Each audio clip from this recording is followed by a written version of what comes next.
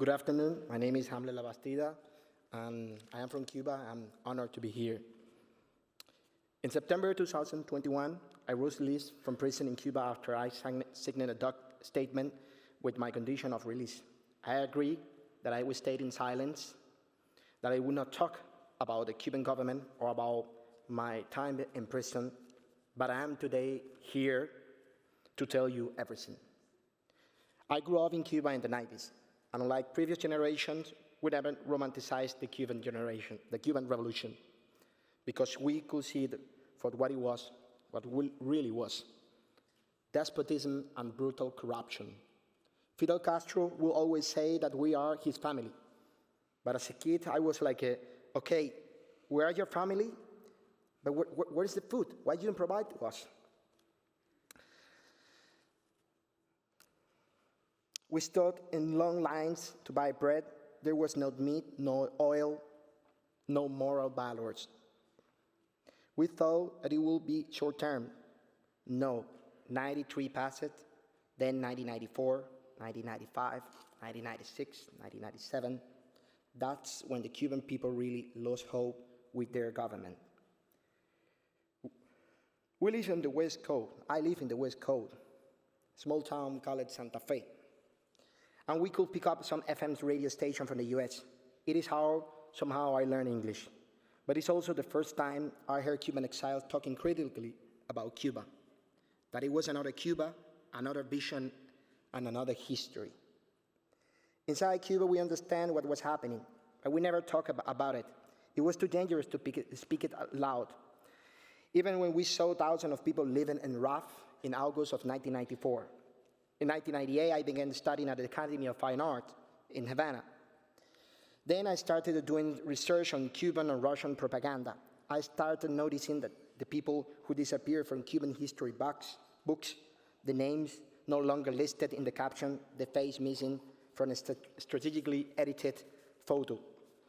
The revolution has a way of devouring his own children, as we can say. Revoluciones como Saturno devoran a sus propios hijos.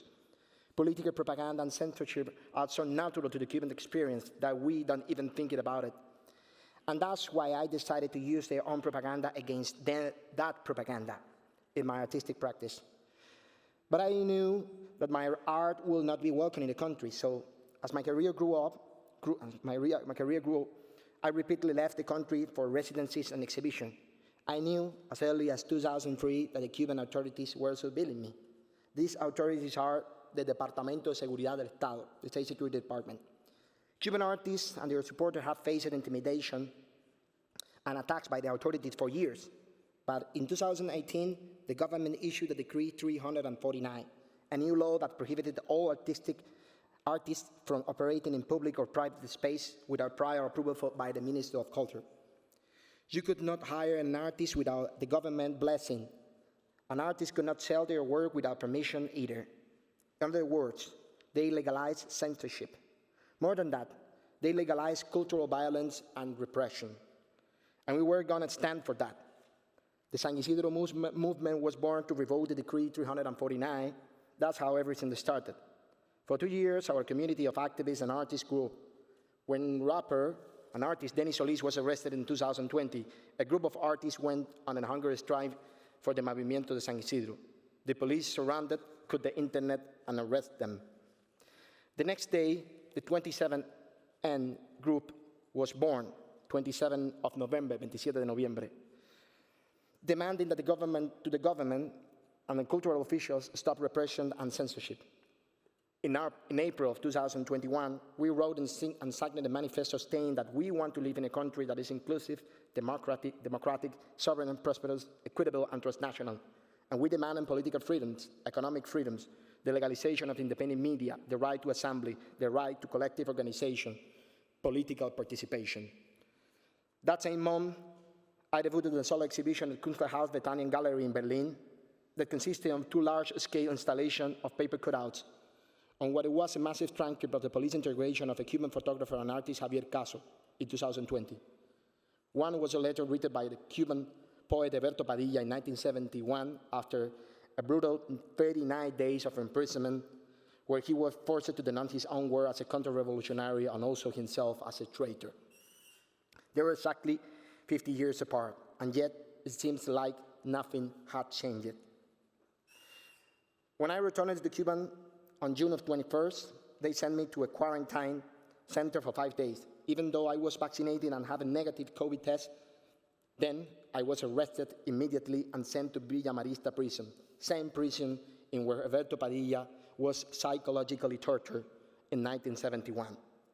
They accused me of instigating to commit a crime because an idea that I shared with the 27N group to stamp some currency with logo for San Isidro Movement and 27N group.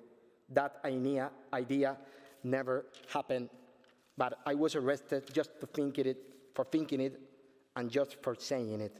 For the next few weeks, they interrogated me every single day. Then, on July 11, thousands of Cubans took to the streets to protest because they wanted freedom. It was the largest demonstration that Cuba had ever seen. After that day, we detained thousands of peaceful protesters and charged them with crimes like public disorder, terrorism, sabotage, contempt.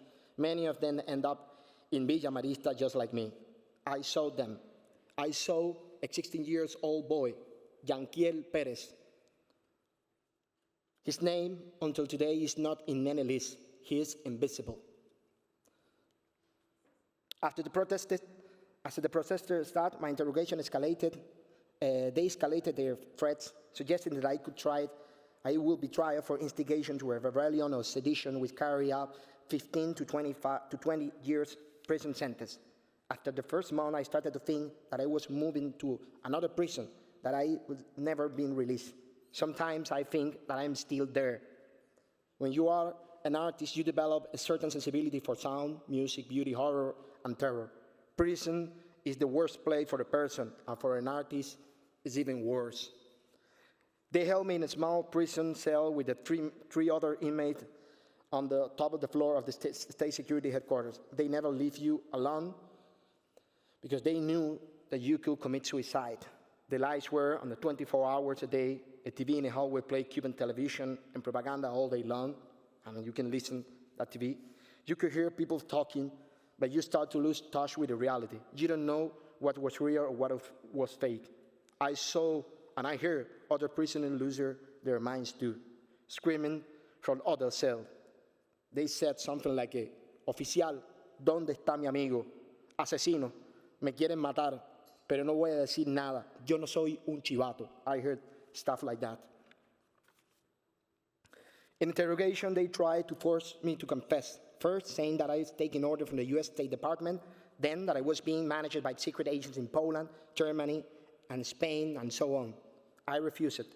In September, I contracted COVID-19, and I was sent to the prison infirmary. They never notified my family about that, or any relative. Then I learned that the police wanted to make a deal with my then partner poet, Catherine Bisquet, for both of us to go to Europe in exile. Dozens of agents escorted us directly to the Jose Marti, kind of very weird VIP airport, without saying goodbye to our families. They agreed to extend my Cuban passport for 2 years, but with a warning.